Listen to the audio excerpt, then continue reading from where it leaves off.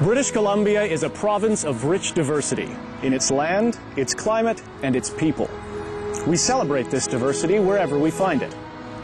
Just over 100 years ago, for example, the first of a group of religious refugees came to Canada and brought with them a different way of life. They called themselves Doukhobors.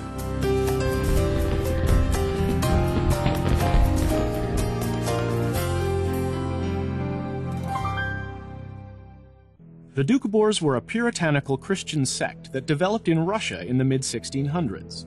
They lived simply and communally. Persecuted by the church and state in Tsarist Russia for their pacifist beliefs, some 4,000 Doukhobors immigrated to Saskatchewan in 1899 under the leadership and spiritual guidance of Peter Verrigan.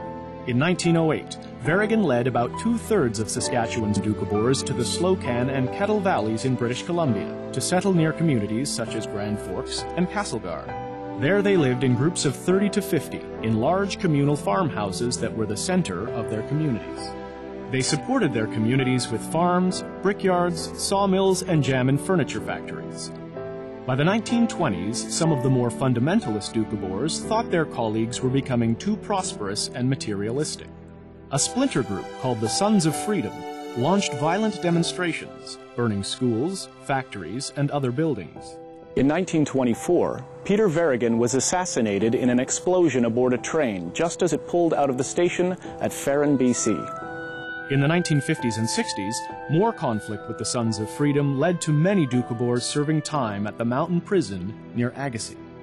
Today, on the outskirts of Castlegar, you can visit the Doukhobor village, a living history museum that shows us the communal way of life once practiced there. Doukhobors still uphold their religious beliefs and still hold prayer meetings with beautiful a cappella singing. Peace at last has returned to these people.